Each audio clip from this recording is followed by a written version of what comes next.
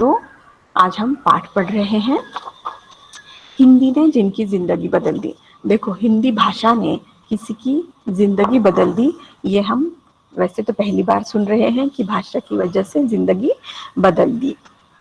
तो ये जो मारिया नजोशी है, ये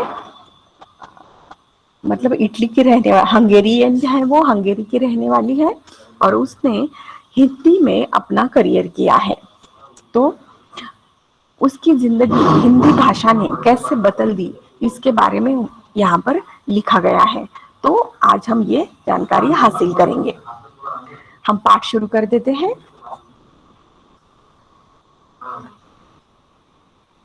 वह दिल्ली के सर्द जाड़ों की कोई आम सुबह थी जब जनपद स्थित हंगेरियन सूचना एवं सांस्कृतिक केंद्र की जनसंपर्क अधिकारी हरलीन अहवालिया का फोन आया। देखो, यहाँ पर लेखक ने लिखा है कि वो सुबह जो दिल्ली दिल्ली की सुबह थी और वहां पर जनपथ नामक जो एरिया है वहां पर वो गए थे, जहां पर हंगेरियन सूचना एवं सांस्कृतिक केंद्र, मतलब Hungarian broadcast and culture unit या फिर ऑफिस जो है, वहां पर वो गए थे। वहां की जो पब्लिक रिलेशन ऑफिसर थी, मतलब जनसंपर्क अधिकारी, पीआरओ जिसे आप कहते हो, वो थी हरलिन अहुवालिया। उनका फोन लेखक को आया था और हरलिन से मिलने के लिए लेखक वहां पर पहुंचे थे। हरलिन मुझे हंगर हंगरी की एक अंग्रेज हिंदी महिला विद्वान से मिलवाना चाहती थी, जिन्होंने हिंदी में किए गए उनके काम के चलते न केवल दुनिया भर में पहचान मिली थी, बल्कि अपने राष्ट्रपति अब्दुल पाकिर जैनुला अब्दीन अब्दुल कलाम ने उन्हें सम्मानित भी किया था। मतलब लेखक को ये जो हरलीन है, उन्होंने अपने ऑफिस में बुलवाया था और वो एक ऐसे हंगेरी की महिला को मिलवाने वाली थी जो हिंदी के लिए काम करती है और हिंदुस्तान में भी करती है। उसके साथ साथ उन्होंने हंगेरी में भी हिंदी भाषा का प्रचार और प्रसार किया है और जिन्हें राष्ट्रपति के हाथ से सम्मानित भी किया गया थे। उस समय वो राष्ट्रपति थे अपने एपीजे अब्दुल कलाम। ठीक है, नेक्स्ट पैराग्राफ हम देते हैं। वह विदुषी तब चंद दिनों के लिए भारत में आई थी। विदुषी मतलब विद्वान के अर्थ से यहाँ पर लिया गया है। ठीक है, तो विदुषी के अलग अलग मतलब अपने सेंटेंस के हिसाब से निकाले जा सकते हैं। तो लेकिन यहाँ पर विदुषी मतलब जिसे हमने कहा कि बुद्धिमान या फिर विद्वान जिसे कहा जाता है, ऐसी। तो वह विदुषी चंद मतलब कुछ ही दिनों के लिए भारत में आई थी और उसी शाम उन्हें दिल्ली से बाहर जाना था। मतलब भारत में कुछ दिनों के लिए आई थी और दिल्ली में तो वो आज का दिन ही रहने वाली थी। लिहाजा सुबह 10 बजे का समय मुलाकात के लिए तय हुआ था। मतलब हरलीन के ऑफिस में लेखक और मारिया नैजोशी जो थे वो सुबह 10 बजे मिलने वाले थे। भले ही वह महिला हिंदी के चलते जानी पहचानी जा रही थी, लेकिन थी तो अंग्रेज। लिहाजा मतलब हिंदी में कार्य करने के लिए उन्हें सम्मानित किया गया था। वो हिंदी के लिए ही काम करती थी, इसके लिए हम मिलना चाहते थे। लेकिन उन्होंने कहा है कि वो हिंदी जानती थी, उसके बावजूद भी वो कौन थी, तो एक अंग्रेजी महिला थी। उनसे पूछे जाने वाले सवालों की फेहरिस्त तैयार करते वक्त हिंदी के साथ साथ अंग्रेजी का भी ध्यान रखा कि क्या पता कब संवाद के लिए इसकी जरूरत पड़ जाए। मतलब लेखक ने यहाँ पर कहा है कि वो हिंदी के लिए काम करने वाली महिला थी, लेकिन वो कौन थी? अंग्रेज थी। इसलिए उन्होंने जो क्वेश्चंस तैयार किए थे उनका इंटरव्यू लेने के लिए, तो वो कैसे थे? हिंदी के साथ साथ अंग्रेजी में थे। सवालों की फेहरिस्त मतलब लिस्ट जिसे आप कहते हो। ठीक है, तो वहां पर फेहरिस्त मतलब उन्होंने हिंदी और अंग्रेजी के सवाल इकट्ठा कर लिए थे, क्योंकि हिंदी में बात करने वाले थे वो लोग, लेकिन फिर भी वो अंग्रेजी महिला है तो पता नहीं अंग्रेज भाषा की भी जरूरत पड़े, इसलिए उन्होंने वो भी सवाल जो थे वो तैयार करके रखे हुए थे। आश्चर्य मतलब वहां उनसे मिलने के बाद उन्हें आश्चर्य हुआ कि अंग्रेजी के सवालों की जरूरत ही नहीं पड़ी। मतलब वो महिला इतनी अच्छी हिंदी बोल रही थी कि उन्हें अंग्रेज भाषा की कोई जरूरत ही नहीं पड़ी। सुबह 10 बजे जब अपने फोटोग्राफर के साथ मैं हंगेरियन सूचना केंद्र पहुंचा तो हरलिन अपने कार्यालय के काम में मतलब कार्यालय के काम में व्यस्त थी।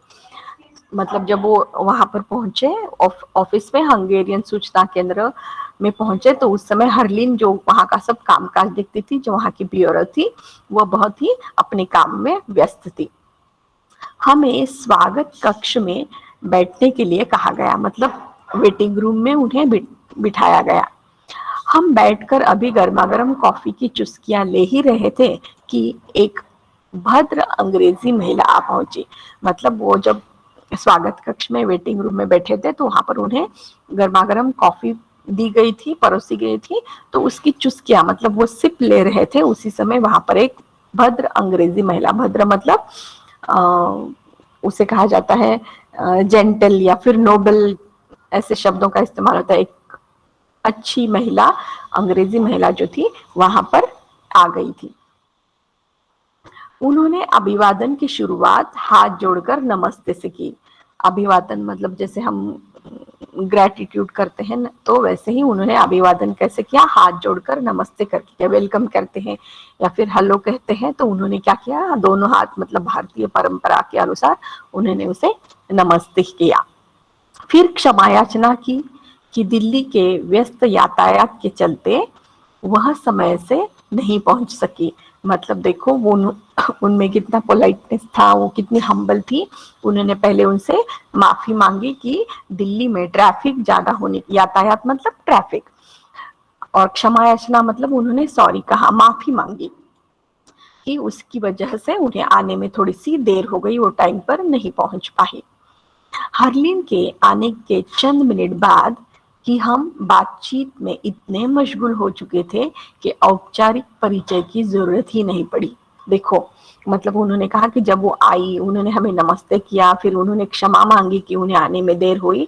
उसके कुछ ही मिनटों के बाद जब बातचीत में वो इतने मशगूल हो गए, मतलब उन्होंने जब बातचीत करना शुरू कर दिया तो इतने कम समय में वो एक दूसरे के साथ जुड़ गए कि सारी औपचारिकताएं मतलब फॉर्मेलिटीज जो थी वो खत्म हो गई थी। वह डॉक्टर मारिया नैजोशी थी। मतलब वो जो अंग्रेज महिला आई थी, हंगेरियन महिला आई थी, उनका नाम क्या था, मारिया नैजोशी।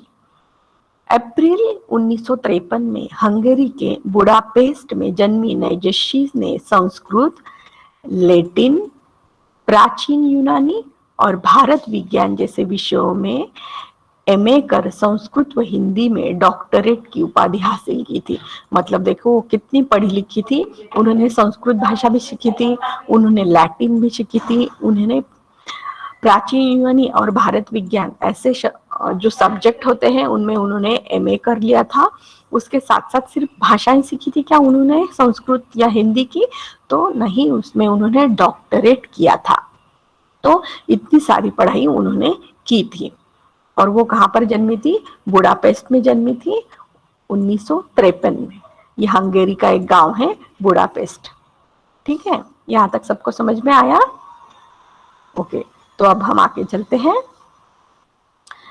यूरोप हिंदी समिति की उपाध्यक्षा और यूएस लॉरेंट यूनिवर्सिटी में हिंदी की विभाग अध्यक्ष के तौर पर अकादमी गतिविधियों से जुड़ी नैजोशी ने 3 दर्जन से भी अधिक किताबों का हिंदी से हंगेरियन व हंगेरियन से हिंदी में अनुवाद किया था। मतलब वो काम क्या करती थी, तो वो यूरोप में जो हिंदी समिति है उसकी उपाध्यक्षा थी। उसके साथ साथ यूएस लॉरेंट यूनिवर्सिटी जो है वहां पर वो विभाग प्रमुख थी, मतलब एचओडी थी। उसके साथ साथ वो वहाँ की जो एक्टिविटीज होती थी, उस इंस्टीट्यूट की जो एक्टिविटी होती थी उसमें भी वो कार्यरत थी, उसमें भी वो काम करती थी। और 3 दर्जन मतलब 3 डजन 3 डजन से भी अधिक पुस्तकें जो थी, किताबें जो थी, उन्होंने वो ट्रांसलेट की थी हंगेरी भाषा से हिंदी भाषा में और हिंदी भाषा से हंगेरी भाषा में उसका अनुवाद किया था। हमारी बातचीत के बीच छठे विश्व हिंदी सम्मेलन व जॉर्ज ग्रिएसर सम्मान से सम्मानित नैजोशी को भारत, यहाँ की भाषा, यहाँ के लोग, यहाँ के शहर, यहाँ की फिल्में, यहाँ का साहित्य, यहाँ की राजनीति और यहाँ की संस्कृति कैसी लगती है। उसके बाद उनका खुद का बचपन कैसा था, उनका हिंदी से जुड़ाव कैसे हुआ, जैसे तमाम सवालों से होकर गुजरना पड़ा और सभी के जवाब उन्होंने बिंदास अंदाज में दिए। मतलब लेखक यहाँ पर कह रहे हैं कि जब उनसे मुलाकात हुई, उनका इंटरव्यू लेना शुरू हुआ, तो इतनी सारी विषयों पर उन्होंने बातचीत की। मतलब छठे विश्व हिंदी सम्मेलन के बारे में, जॉर्ज ग्रिएसर सम्मान के बारे में जो उन्हें मिला था, उसके साथ यहाँ की भाषा, यहाँ के लोग, यहाँ का शहर, यहाँ की फिल्में, यहाँ का साहित्य कैसा है, यहाँ की राजनीति कैसी है, यहाँ की संस्कृति कैसी है, इन सारी बातों के साथ साथ उन्होंने उनके जिंदगी के बारे में, मतलब उनके बचपन के बारे में, उन्होंने सबसे पहले हिंदी कहाँ सुनी, उनका हिंदी के साथ लगाव कैसे हुआ, ये सारी जानकारी उन्होंने इस इंटरव्यू में हासिल की। और वो कहती है कि इतने सारे सवालों के जवाब भी नैजोशी ने बड़े ही बिंदास, मतलब खुले दिल से दिए थे। यहाँ तक समझ में आया? किसी को कोई डाउट है? ओके, तो हम अब आगे चलते हैं। लेकिन नैजोशी ने बातचीत की शुरुआत शिकायतों से की। मतलब ये सारी बातचीत जब चल रही थी, तो जब लेखक महाशय ने उन्हें सवाल पूछे, तो सबसे पहले उन्होंने एक शिकायत इनके सामने रखी। मतलब वो शिकायत थी कि उनका कहना था कि भारत बहुत बड़ा देश है, यहाँ की परंपरा बहुत ही समृद्ध है, पर यहाँ की फिल्म वाले इतनी छोटी छोटी बातों पर झूठ बोलते हैं, बोलते ही नहीं बल्कि झूठ दिखाते भी हैं, कि उन्होंने देखकर दुख होता है। मतलब वो कहते हैं कि यहाँ की फिल्म इंडस्ट्री के बारे में मेरी शिकायत है कि यहाँ के फिल्म वाले जो लोग हैं वो सिर्फ झूठ बोलते ही नहीं, तो भारतीय लोगों को वो झूठ दिखाते भी हैं। तो उन्होंने इसके लिए एक एग्जाम्पल दिया कि आप फिल्म हम दिल दी चुके सनम को लीजिए। इस फिल्म की शूटिंग हंगेरी या यूं कहिए कि हमारे शहर बुडापेस्ट में हुई थी। मतलब इस फिल्म की शूटिंग कहाँ हुई थी? हंगेरी का एक शहर है बुडापेस्ट, वहां पर हुई थी। पर फिल्म में उसे इटली का शहर बताया गया। इस झूठ की जरूरत क्या थी? यह इस उस धरती के साथ भी नाइंसाफी है जिसके हुस्न को आपने कैमरे में कैद कर पर्दे पर दिखाया, पर जगह दूसरी बता दी। मतलब उन्होंने कहा है कि उस फिल्म की शूटिंग हंगेरी में हुई है, लेकिन फिल्म में वो जगह जो है वो कहाँ की बताई गई है? इटली का शहर बताया गया है। उन्होंने कहा कि इस झूठ से क्या होता है कि उस शहर के साथ नाइंसाफी होती है, उसके साथ साथ वहाँ की जो खूबसूरती आपने अपने कैमरे में बंद कर दी है, कैमरे में दिखाई है, वो भी झूठ हो जाती है। इसलिए उन्होंने क्या कहा है कि मेरी इस फिल्म वालों के साथ ये शिकायत है। नैजोशी की इस शिकायत का कोई जवाब नहीं बना। मतलब उनके पास, लेखक के पास इसका कोई जवाब नहीं था, क्योंकि सचमुच इस फिल्म वालों ने ये सब झूठ लिखा था। लिहाजा यह कहकर कि हम आपकी बात हम दिल दे चुके सनम देखने वाले सभी दर्शकों के पास न भी पहुंचा पाए, तो अपने पाठकों तक तो जरूर पहुंचा देंगे ताकि उन्हें सच्चाई का पता चला जाए, और क्षमा मांग ली। मतलब लेखक ने वहां पर नैजोशी से कहा कि जितने लोगों ने ये फिल्म देखी है उन लोगों तक का तो हम ये बात नहीं पहुंचा सकते कि ये फिल्म जो है वो हंगेरी में शूट की गई है, लेकिन जो ये पाठ पढ़ेंगे उन लोगों तक तो ये बात पहुंच जाएगी कि वो शहर इटली का नहीं हंगेरी का है। और उन्होंने मारिया से क्षमा मांग ली। उसके बाद हिंदी से उनके जुड़ाव के बारे में मैंने जानना चाहा। तो वह जैसे अपने बचपन में लौट गई। मतलब जब लेखक महाशय ने उन्हें क्वेश्चन पूछा कि आप हिंदी कैसे जानती हो, आप मतलब आपको हिंदी से कैसे लगा हो गया, आपने हिंदी पहले कहाँ सीखी। तो ये जब सारी बातें लेखक ने उनसे पूछी तो वो कहाँ गई, अपने बचपन में लौट गई, मतलब यादों में गई। उन्होंने कहा कि हंगेरी में संयुक्त परिवार की सोच नहीं है, मतलब हमारे यहाँ जैसे जॉइंट फैमिली रहती है वैसी जॉइंट फैमिली जो है वो हंगेरी में नहीं रहती है। पति पत्नी व बच्चे बच्चे भी केवल 20 साल की उम्र तक ही अपने माता पिता के साथ रहते हैं। मतलब ऐसे अपने यहाँ जैसे फैमिली होती है, माँ बाप बच्चे दादा दादी या फिर नाना नानी, वैसे वहां पर नहीं होता है। वहां पर सिर्फ पति पत्नी और बच्चे होते हैं, और बच्चे भी सिर्फ 20 साल की उम्र तक ही अपने माँ बाप के साथ रहते हैं, बाद में वो अलग रहने लगते हैं। कुल मिलाकर एक इकाई का छोटा परिवार। तकरीबन 30 साल पहले मेरे माता पिता का तलाक हो गया था। दोनों ने दूसरा विवाह किया था। मतलब वो की थे कि मुझे फैमिली नहीं थी क्योंकि मैं अकेली थी, और वहां पर ये कंसेप्ट ही नहीं है फैमिली की। उन्होंने कहा कि उनके माता पिता का तलाक हो चुका है, डिवोर्स हो चुका है वो, और अब उन्होंने दूसरी शादी भी कर ली है, तो वो अब वो अकेली ही रहती है। आगे उन्होंने कहा, आज मेरी माँ की उम्र 81 साल है पर वह अकेले रहती है। मतलब 81 ईयर्स की होने के बावजूद उनकी माँ जो है वो अकेली रहती है। मेरी मौसी 86 मतलब 86 साल की है, वह भी अकेली रहती है। मतलब वहां पर अगर फैमिली मतलब सिर्फ पति पत्नी और बच्चे, बच्चे 20 साल की उम्र में अपना अपना घर बना लेते हैं, अलग से रहते हैं, और वो पति पत्नी रहते हैं। उन दोनों में से अगर एक गुजर जाता है तो वो पति और पत्नी जो है वो अकेले रहते हैं, चाहे उनकी उम्र कितने ही ना हो। हमारे जैसा यहाँ हम अगर बूढ़े इंसान होते हैं तो उन्हें अपने घर लेकर आते हैं, अपने साथ रखते हैं, उनकी देखभाल करते हैं। ऐसा कुछ हंगेरी में नहीं होता है। वे दोनों इस उम्र में भी स्वायत्त है। मतलब इतनी उम्र होने के मतलब 81 और 86 ईयर की होने के बावजूद भी वो कैसे हैं, इंडिपेंडेंट है, स्वायत्त है, मतलब इंडिपेंडेंट है। मैंने भी शादी नहीं की, काम व शादी में एक को चुनना था। मतलब उन्होंने कहा कि मैंने भी शादी नहीं की है क्योंकि मुझे बहुत काम करना था। अगर मैं शादी करती तो काम नहीं कर पाती थी, और अगर काम करती तो शादी के लिए मेरे पास टाइम नहीं था। बच्चे पति व परिवार के साथ मैं वह नहीं कर पाती जो आज कर रही हूँ। मतलब वो जो काम कर रही है हिंदी के लिए, वो अगर वो शादी कर लेती तो वो नहीं कर पाती थी। मैंने हिंदी के लिए अपना जीवन समर्पित कर दिया है। देखो उन्होंने हिंदी भाषा का प्रसार प्रसार करने के लिए क्या किया है, अपना जीवन जो है वो समर्पित कर दिया है, क्योंकि अगर वो शादी करती तो हिंदी भाषा का काम वो नहीं कर पाती।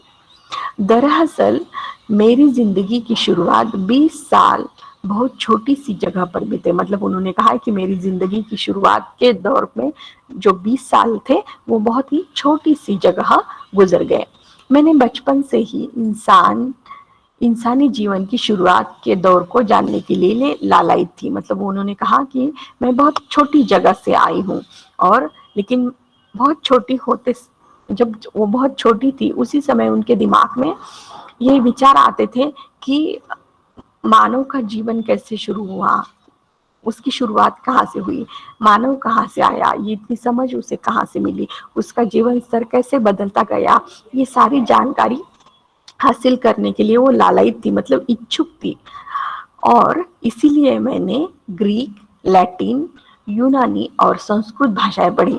मतलब मानव का इतिहास जानने के लिए उन्होंने इतनी सारी भाषाएं जो थी वो सीखी। ग्रीक भी सीखी, लैटिन, यूनानी और संस्कृत, इतनी सारी भाषाएं उन्होंने किसके लिए सीखी, सिर्फ मानव का जीवन, मतलब मानव की उत्पत्ति कहाँ हुई, वो धीरे धीरे कैसे बढ़ा, और आज तक उसका लाइफ जो है, मतलब हमारी पैदाइश से यहाँ तक मानव की जिंदगी कैसे रही, ये पढ़ने के लिए उन्होंने इतनी सारी भाषाएं पढ़ी।